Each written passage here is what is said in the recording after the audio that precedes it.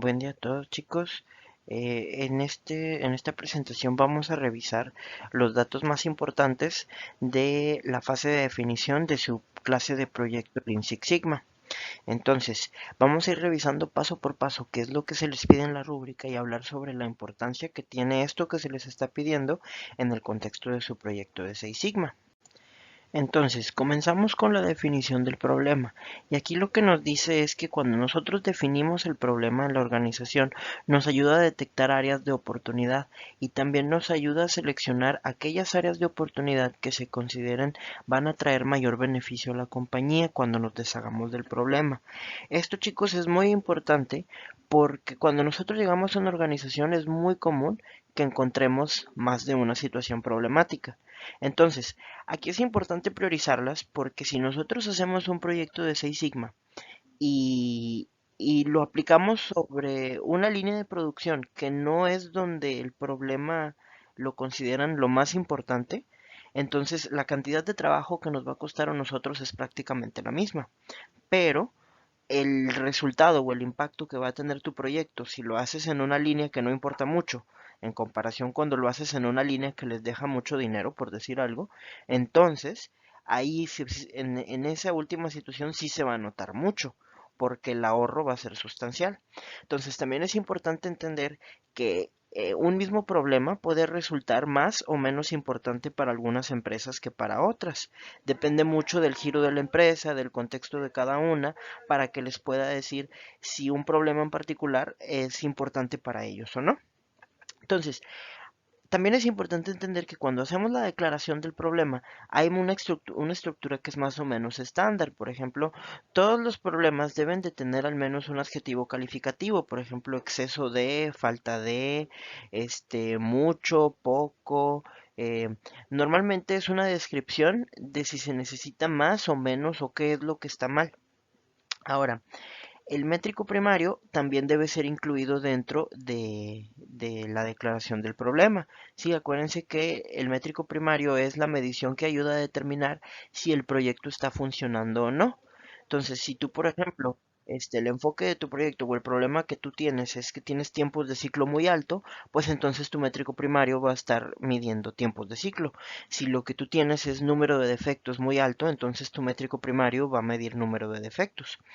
Y pues bueno, también la definición del problema necesita tener descrita la magnitud del problema justificado con una comparación entre el estado actual del métrico, o sea, la línea base, y el estado deseado, que es en donde quisieras que el métrico estuviera una vez que el proyecto haya concluido.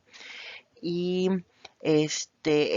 bueno, también algo que es muy importante es que muchas veces cuando nosotros definimos el problema, nos ponemos una meta y decimos, que queremos que el métrico primario cambie desde un valor X hasta un valor Y. Pero ese valor Y realmente no fue calculado con ninguna medición ni con un dato así analizado. Muchas veces puede ser que el jefe llega y te dice, ¿sabes qué? Es que el tiempo de ciclo tiene que tardarse 5 minutos. Entonces, aquí es importante entender que esos 5 minutos necesitamos saber de dónde vienen o de dónde se estableció esa meta, porque si nada más nos sacamos ese número debajo de la manga, pues entonces después a lo mejor puede que nos estemos poniendo una meta que no seamos capaces de cumplir después. Entonces, es necesario basarnos siempre en el entitlement. Y ahorita vamos a revisar cuando veamos el métrico primario a qué se refiere específicamente este entitlement. Entonces, como información adicional para su definición del problema, tenemos que dejar en claro estas 5 preguntas. Primero, ¿qué es lo que está mal? ¿En dónde está pasándose? ¿En cuál área de la empresa? ¿Cuándo ocurre? O sea, cuando, por ejemplo, cuando sacamos un embarque de producto terminado, el problema ocurre. O cuando corremos el proceso de producción en la línea tal, el problema ocurre, ¿sí? ¿Qué tanto ocurre también es importante, ¿sí? Aquí nos está hablando sobre la frecuencia de la ocurrencia. Tal vez sea un problema, pues que ocurre muy seguido y pues es molesto, o tal vez es un problema que ocurre pocas veces, pero cuando ocurre es muy grave. Y pues por último es cómo sé que esto es un problema, ¿sí? Y aquí lo tenemos que justificar también con alguna medición, no con alguna corazonada. Entonces, esta última parte también es muy importante porque puede ser que nosotros estemos detectando un problema y la compañía realmente no lo perciba como tal. Entonces, otra de las cosas importantes aquí es qué es lo que tiene que tener la definición del problema, pero también hay cosas que debemos evitar ponerle en nuestra declaración del problema. Por ejemplo, nosotros no debemos incluir causas de la deficiencia o posibles acciones o soluciones. Eso ya va para etapas posteriores. Y pues también es importante recordarles que el enunciado debe ser un enunciado específico, debe ser claro y debe ser conciso, ¿sí? En la medida que cumpla con estas características, se va a volver sencillo de entender para cualquiera que esté involucrado en su proyecto. Entonces, después se nos pide también que incluyamos una descripción de los métricos que nosotros utilizamos dentro de nuestro proyecto. Entonces, recuerden que nosotros tenemos los métricos primarios, los secundarios y los consecuenciales. Entonces, los métricos primarios, ya habíamos dicho que de alguna manera nos miden a nosotros cuánto ¿cuál es el éxito que está teniendo nuestro proyecto? O sea, en la medida que nosotros tengamos el métrico primario en donde nosotros lo habíamos fijado, significa que nuestro proyecto está saliendo bien. Entonces, de aquí podemos sacar que es un indicador que está directamente relacionado con el problema que acabamos de hablar en las slides pasadas, la declaración del problema. Entonces, es muy importante que exista esta relación porque si tú tienes un problema y luego lo que estás midiendo no tiene nada que ver con el problema, pues entonces como que de entrada aquí estamos mal en esta parte. Entonces, dice que mide el desempeño del proyecto. Si el indicador mejora, entonces garantiza que el éxito del proyecto también está sucediendo y ayuda a identificar cuáles variables del proceso necesitamos estar monitoreando para asegurar que las mejoras del proceso realmente funcionen, ¿sí? Entonces, este, aquí también es importante, pues entender que el métrico primario, pues lo tenemos que estar nosotros monitoreando, pero van a haber también una serie de otros métricos, por ejemplo los secundarios y los consecuenciales, que nos van a, que, pues también los tenemos que estar monitoreando porque al nosotros cambiar al métrico primario podemos también moverle cosas ahí. Entonces, en general los métricos secundarios son los que se ven beneficiados indirectamente por la mejora del métrico primario. Por ejemplo, si yo quiero reducir, por ejemplo, el número de defectos en mi planta, entonces, un métrico secundario que yo voy a ver que se mejora también es el throughput o la capacidad de producción de mi línea. ¿Por qué? Porque si yo quito los defectos y quito todo el retrabajo que conlleva esos defectos, ¿sí? O quito, si el defecto en dado caso se fue para la basura, pues tengo que volver a hacer una unidad para cumplir con mi meta de producción. Entonces, un métrico secundario al número de defectos o de piezas defectuosas en un mes, pues podría ser la capacidad de producción de tu línea, porque si tus defectos reducen, la capacidad de producción de tu línea obviamente va a aumentar. Y también por último, tenemos los métricos que son consecuenciales al métrico primario, que son los que los usamos o monitoreamos para medir consecuencias no planeadas de los cambios que nosotros le hagamos al proceso. O sea, es decir, en otras palabras, queremos asegurarnos que al cambiar el proceso actual no estemos perjudicando otras áreas funcionales de la empresa que están relacionadas con el área que estamos mejorando. Entonces, estos también son, yo creo que son los que son un poquito más difíciles de definir e incluso algunos de ellos no es sorprendente que te des cuenta que es un métrico consecuencial hasta después que te das cuenta de ya a medio proyecto que ese métrico se te movió. Entonces ahí es donde dices, ah, bueno, pues entonces también tengo que estar monitoreando este, ¿sí? Entonces en general, estos son los métricos de los que se nos habla y que se nos pide tener muy claros para la definición de nuestro proyecto. Ahora aquí también se nos pide una declaración del objetivo. Sí, y aquí es importante entender que una vez que se define el problema correctamente y lo delimitamos en esa declaración del problema de la que hablábamos al principio, entonces ya podemos proceder con establecer el objetivo del proyecto. Es como decir, bueno, esto es mi problema, entonces, ¿hasta dónde quiero llegar yo con mi proyecto? Que es de hecho lo que tenemos aquí en el tercer punto. Entonces, nada más como recordatorio, pues es importante acordarnos que el objetivo está relacionado con el problema que antes identificaron. Si su objetivo no tiene esta relación, entonces también estamos mal. Es igual que como con el métrico primario. Si no puedes declarar un problema y empezar a medir algo que no es. Igual aquí, no puedes declarar un problema y ponerte como objetivo algo que no resuelva ese problema. Entonces, en general, la idea con el objetivo es decir hasta dónde quiero llegar yo con mi proyecto. Entonces, para esto necesitamos definir cuál es la oportunidad de mejora y para esto nos vamos a valer de los métricos primarios. Ahorita lo vamos a ver en la siguiente diapositiva. Y también necesitamos definir en el objetivo una ventana de tiempo en la que nosotros pensamos concluir con el proyecto, es decir, cuán rápido podemos obtener esta mejora. Y es importante que aquí, pues, si no vamos a dar bien una fecha exacta porque es difícil, lo que sí tenemos que estar seguros es que vamos a tener un estimado realista, porque en la medida en la que el estimado que ustedes den no sea realista, por ejemplo, si ustedes prometen que va a estar muy pronto cuando en realidad no, pues entonces van a llamar la atención de su equipo directivo y a la mera hora les van a quedar mal. Y si ustedes hacen una ventana de tiempo muy larga, entonces su equipo directivo de entrada no le va a interesar un proyecto que se tarde mucho tiempo. Entonces, por eso es importante aquí establecer un estimado realista. Entonces, vamos a continuar viendo qué onda con la parte de la oportunidad de mejora. Entonces, la oportunidad de mejora está basada en dos conceptos que están relacionados con mis métricos. El primero es la línea base. La línea base de mi métrico primario me dice en dónde estoy ahora con mi métrico primario. Por ejemplo, si yo tengo el tiempo de ciclo, que es lo que quiero reducir, y me estoy tardando 2 horas en un proceso, pues mi línea base serían entonces 2 horas. Después, nosotros tenemos el entitlement. El entitlement nos contesta la pregunta de cuál ha sido el mejor valor que se ha observado para este métrico que estamos nosotros monitoreando. Entonces, hace rato nosotros les comentábamos que cuando nosotros nos establecíamos un objetivo o definimos un problema, pues tiene que estar basado, a dónde queremos llegar, pues en un estimado realista, ¿verdad? O sea, el jefe no nos puede decir, ah, bueno, te estás tardando 2 horas, entonces ahora te vas a tardar 5 minutos. O sea, espérame, entonces, ¿de dónde estás sacando esos 5 minutos? ¿Alguien ya se ha tardado esos 5 minutos antes? Entonces, el entitlement nos contesta precisamente esta pregunta: ¿cuál es el mejor tiempo que se ha registrado con este métrico primario que yo estoy, monitoreando? Entonces, lo que aquí nos dice de la oportunidad de mejora cuando establecemos el objetivo es que típicamente nosotros buscamos que la mejora sea alrededor de un 70% de lo que es la diferencia entre mi línea base, o sea, de cómo estoy ahorita, y el mejor tiempo que he registrado.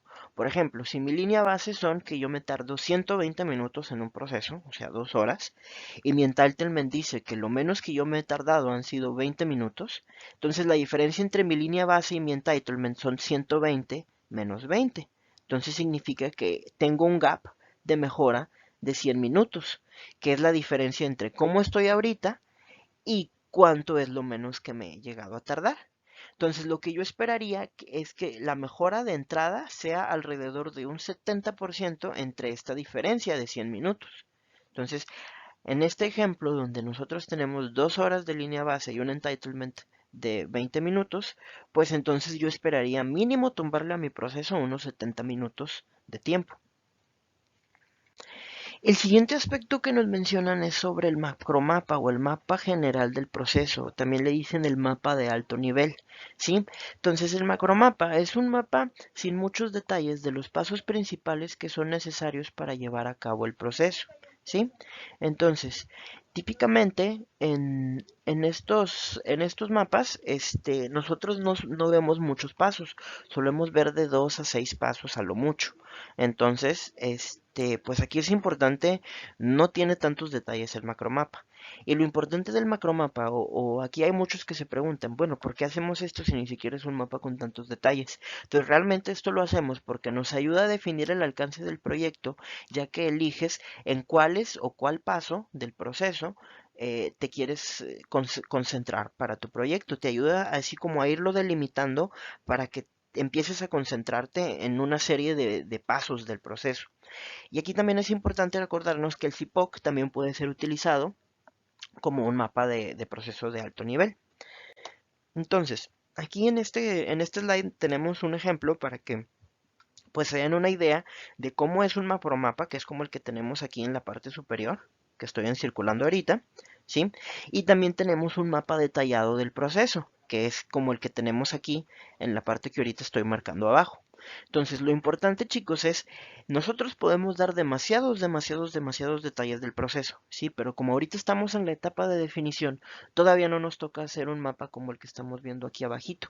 Necesitamos ahorita menos nivel de detalle porque a veces cuando nosotros le damos información de más a la gente, los abrumamos de más. Entonces, ahorita lo estamos haciendo solamente con el propósito de determinar en cuáles de tus procesos principales te vas a concentrar.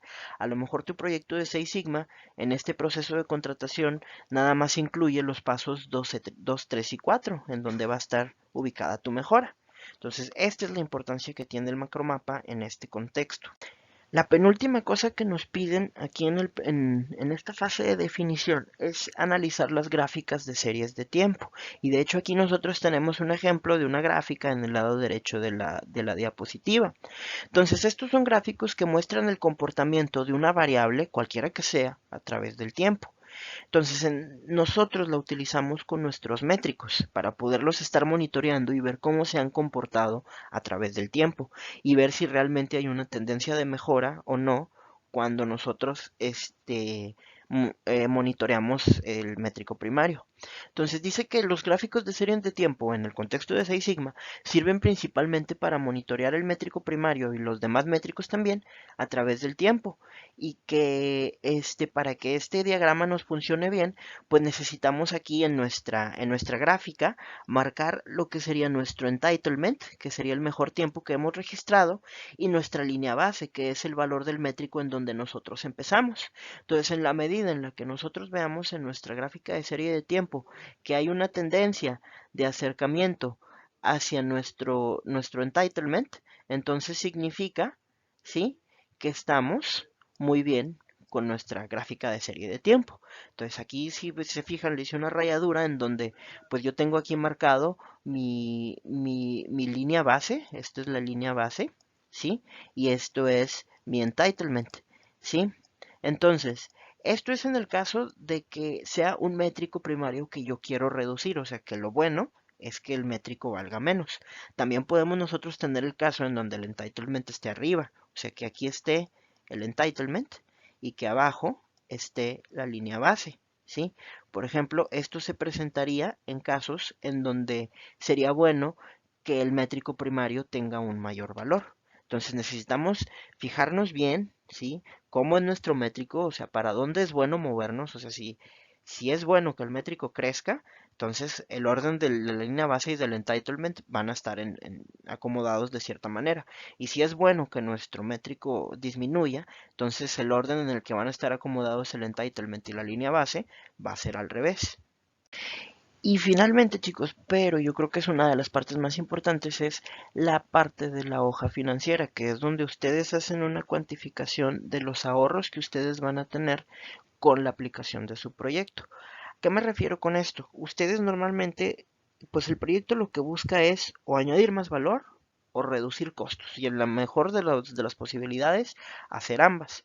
Pero ustedes necesitan convencer al equipo directivo de que les asigne gente, de que les asigne a lo mejor recursos, a lo mejor va a haber que comprar algo, hacer una modificación menor al proceso, ¿sí? Entonces, en la medida en la que ustedes les prometan a los directivos que el proyecto Six Sigma les va a ayudar a ahorrarse dinero o les va a ayudar a generar más valor dentro de su proceso, más valor para el cliente, que les va a ayudar a mejorar su calidad, les va a dar algo que ellos valoren, ¿sí? Entonces, así es como ustedes los van a convencer de que se les asigne lo que necesitan para trabajar. Entonces, el fin último de todo proyecto es hacer mejoras que aumenten el valor de mis procesos. Entonces, es importante tener en claro cuánto espero ahorrarme en el primer año luego de la implementación. Y aquí es importante esto del primer año, ¿sí? Porque la idea es que el ahorro cuenta a partir de que tú empezaste el proyecto un año después. Porque ya después de que el proyecto termina y el nuevo proceso que ustedes dejaron con el proyecto Seis Sigma se estandariza, eso ya no se cuenta como un ahorro. O sea, en el año número 2 ya no se cuenta como un ahorro porque lo que tú mejoraste con el proceso Seis Sigma ahora se volvió tu nuevo estándar. ¿Sí? Entonces, y también es para evitar que la persona diga de que no, pues es que yo me ahorré 10.000 millones de dólares porque este proceso se va a repetir por todos los años, ¿sí? Entonces, es muy importante cuánto espero ahorrarme en el primer año del proyecto, ¿sí? Y luego, también es importante definir cuánto más valor estoy agregando dentro de mis procesos, porque si bien puede ser que no le esté bajando costos al proceso, puede ser que a lo mejor esté subiendo los niveles de calidad o que a lo mejor esté subiendo alguna otra variable que no me reduce costos directamente, pero que sí mejora el output de mi proceso. Entonces es muy importante hacer bien esta parte porque ayuda a captar la atención del equipo directivo y pues si esta parte es convincente es mucho más fácil que el equipo directivo busque asignarle los recursos y personas y tiempo y apoyo necesarios para que el proyecto pueda llevarse a cabo con menos contratiempos.